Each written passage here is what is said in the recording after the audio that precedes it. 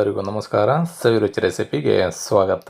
ನಾನಿವತ್ತು ರೆಸ್ಟೋರೆಂಟ್ಗಳಲ್ಲಿ ತಿಂತಕ್ಕಂಥ ಮಶ್ರೂಮ್ 65ನ ಸುಲಭವಾಗಿ ಮನೆಯಲ್ಲಿ ಮಾಡೋದನ್ನು ತೋರಿಸ್ತಾ ಇದ್ದೀನಿ. ನೀವು ಸಂಜೆ ಟೀ ಟೈಮ್ನಲ್ಲಿ ಈ ರೆಸಿಪಿನ ಮಾಡಿಕೊಂಡ್ರೆ ಬಹಳ ರುಚಿಯಾಗಿರುತ್ತೆ. ಮನೆಯಲ್ಲಿ ಮಕ್ಕಳಿದ್ರಂತೂ ಪೂರ್ತಿ ಖಾಲಿ ಮಾಡಿಬಿಡ್ತಾರೆ. ಅಷ್ಟು ರುಚಿಯಾಗಿರ್ತಕ್ಕಂಥ ಮಶ್ರೂಮ್ 65ನ ಬಹಳ ರುಚಿಯಾಗಿ ಮನೆಯಲ್ಲಿ ಯಾವ ರೀತಿ ಮಾಡ್ಕೊಳ್ಳೋದು, ಇದಕ್ಕೆ ಏನೇನು ಪದಾರ್ಥಗಳು ಬೇಕು ಅಂತ ನೋಡ್ಕೊಳ್ಳೋಣ ಬನ್ನಿ. ನಾನಿಲ್ಲಿ ಒಂದು 200 ಗ್ರಾಮಷ್ಟು ಮಶ್ರೂಮ್ನ ತೊಗೊಂಡು ಈ ರೀತಿ ಮೇಲ್ಗಡೆ ಲೇಯರ್ ಎಲ್ಲ ನೀಟಾಗಿ ಕ್ಲೀನ್ ಆಗಬೇಕು. ಆ ರೀತಿ ಕ್ಲೀನ್ ಮಾಡ್ಕೊಳ್ಳಿಕ್ಕೆ ಒಂದು ಅರ್ಧ ಲೀಟ್ರಷ್ಟು ನೀರನ್ನು ತೊಗೊಂಡು ಇದಕ್ಕೆ ಒಂದು ಅರ್ಧ ಟೀ ಸ್ಪೂನಷ್ಟು ಉಪ್ಪನ್ನು ಸೇರಿಸಿ ಇದನ್ನು ನಾನು 2 ರಿಂದ 3 ಬಾರಿ ಈ ಉಪ್ಪಿನ ನೀರಿನ ಜೊತೆಯಲ್ಲಿ ಈ ರೀತಿ ಕ್ಲೀನ್ ಮಾಡ್ಕೊಳ್ತಾ ಇದ್ದೀನಿ.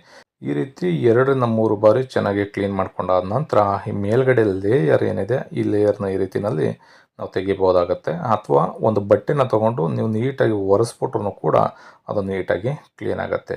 ಈಗ ಎಲ್ಲ ಮಶ್ರೂಮ್ನಷ್ಟೇ ಈ ರೀತಿಯಲ್ಲಿ ನೀಟಾಗಿ ನಾವು ಕ್ಲೀನ್ ಮಾಡ್ಕೋಬೇಕು. ಕ್ಲೀನ್ ಮಾಡ್ಕೊಂಡಾದ ನಂತರ ನಿಮಗೆ ದಪ್ಪ ಪೀಸಸ್ ಏನಾದ್ರು ಇದೆ ಅನ್ನೋದಾದರೆ ಅದನ್ನು 4 ಪೀಸಸ್ ಆಗಿ ನೀವು ಕಟ್ ಮಾಡ್ಕೋಬೇಕಾಗತ್ತೆ. ಚಿಕ್ಕದು ಏನಾರು ಇತ್ತು ಅಂತಂದರೆ ಅದನ್ನು 2 ಭಾಗಗಳಾಗಿ ಮಾಡ್ಕೊಳ್ಳಿ. ತುಂಬ ಮೀಡಿಯಮ್ ಚಿಕ್ಕದು ಕೂಡ ಬರುತ್ತೆ. ಹಾಗಿದ್ರೆ ಅದನ್ನು ಉಂಡೆನೇ ಬೇಕಿದ್ರೆ ನೀವು ಹಾಗೇ ಹಾಕೋಬೋದು. ಈ ರೀತಿ ಕಟ್ ಮಾಡ್ಕೊಂಡಾದ ನಂತರ ಇದಕ್ಕೆ ಮಸಾಲಾನ ರೆಡಿ ಮಾಡ್ಕೊಳ್ಳೋಣ ಬನ್ನಿ. ಒಂದು ಬೌಲ್ನ ತೊಗೊಂಡು ಇದಕ್ಕೆ 1 ಟೇಬಲ್ ಸ್ಪೂನಷ್ಟು ಕಡಲೆ ಹಿಟ್ಟನ್ನು ಸೇರಿಸ್ಕೊಳ್ತಾ ಇದ್ದೀನಿ. 2 ಟೀ ಸ್ಪೂನಷ್ಟು ಮೈದಾ ಹಿಟ್ಟನ್ನು ಸೇರಿಸ್ಕೊಳ್ತಾ ಇದ್ದೀನಿ. ಇದರ ಜೊತೆಗೇ 1 ಟೀ ಸ್ಪೂನಷ್ಟು ಕಾರ್ನ್ಫ್ಲೋರ್ನ ಸೇರಿಸ್ಕೊಳ್ತಾ ಇದ್ದೀನಿ. ಜೋಳದ ಹಿಟ್ಟನ್ನು ಕೂಡ 1 ಟೀ ಸ್ಪೂನ್ ಸೇರಿಸ್ಕೊಂಡಿದ್ದೀನಿ. ಅಚ್ಕಾರದ ಪುಡಿ ಮೆಣಸು ಪುಡಿನೂ ಕೂಡ 1 ಟೀ ಸ್ಪೂನಷ್ಟು ಸೇರಿಸ್ಕೊಂಡಿದ್ದೀನಿ. 1/4 ಟೀ ಸ್ಪೂನಷ್ಟು ಗರಂ ಮಸಾಲ, 1/4 ಟೀ ಸ್ಪೂನಷ್ಟು ಜೀರಿಗೆ ಪುಡಿ, 1/4 ಟೀ ಸ್ಪೂನಷ್ಟು ಕಾಳು ಮೆಣಸಿನ ಪುಡಿ ಪೆಪ್ಪರ್ ಪೌಡ್ರನ್ನು ಸೇರಿಸ್ಕೊಂಡಿದ್ದೀನಿ. 1 ಟೀ ಸ್ಪೂನಷ್ಟು ಶುಂಠಿ ಮತ್ತು ಬೆಳ್ಳುಳ್ಳಿ ಪೇಸ್ಟು, ಹಾಗೆ ಒಂದು ಅರ್ಧ ನಿಂಬೆಹಣ್ಣಿನ ರಸನ ಇದಕ್ಕೆ ನಾನು ಹಿಂಡ್ಕೊಳ್ತಾ ಇದ್ದೀನಿ. ಈ ರೀತಿ ಹಿಂಡ್ಕೊಂಡಾದ ನಂತರ ರುಚಿಗೆ ತಕ್ಕಷ್ಟು ಉಪ್ಪನ್ನು ಸೇರಿಸಿ ನಾವು ನೀರನ್ನು ಬೆರೆಸ್ತೇನೆ ಈ ರೀತಿ ಮೊದಲಿಗೆ ಚೆನ್ನಾಗಿ ಮಿಕ್ಸ್ ಮಾಡ್ಕೋಬೇಕಾಗತ್ತೆ. ಅದಾದಮೇಲೆ ನಾವು ಸ್ವಲ್ಪ ನೀರನ್ನು ಬೆರೆಸ್ಕೊಂಡು ಈ ಮಸಾಲನ ಮಿಕ್ಸ್ ಮಾಡ್ಕೋಬೇಕು. ನಾನೀಗ ಒಂದು 3 ಟೇಬಲ್ ಸ್ಪೂನಷ್ಟು ನೀರನ್ನು ಸೇರಿಸ್ಕೊಂಡು ಈ ಮಸಾಲಾನ ರೆಡಿ ಮಾಡ್ಕೊಳ್ತಾ ಇದ್ದೀನಿ. ತುಂಬ ತೆಳ್ಳಗೂ ಕೂಡ ಮಾಡೋದಕ್ಕೆ ಹೋಗ್ಬಿಡಿ, ಏಕೆಂದರೆ ಆಗ ಮಶ್ರೂಮ್ಗೆ ಇದು ಅಂಟೋದಿಲ್ಲ.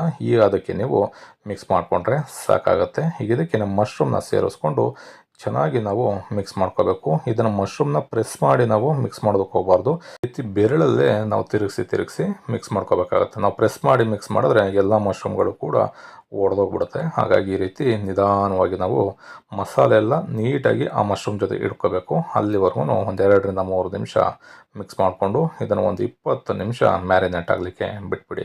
ಅದಾದಮೇಲೆ ನಾನು ಒಂದು ಫ್ರೈ ಪ್ಯಾನ ತೊಗೊಂಡು ಎಣ್ಣೆನ ಕಾಯಲಿಕ್ಕೆ ಇಟ್ಕೊಂಡಿದ್ದೀನಿ.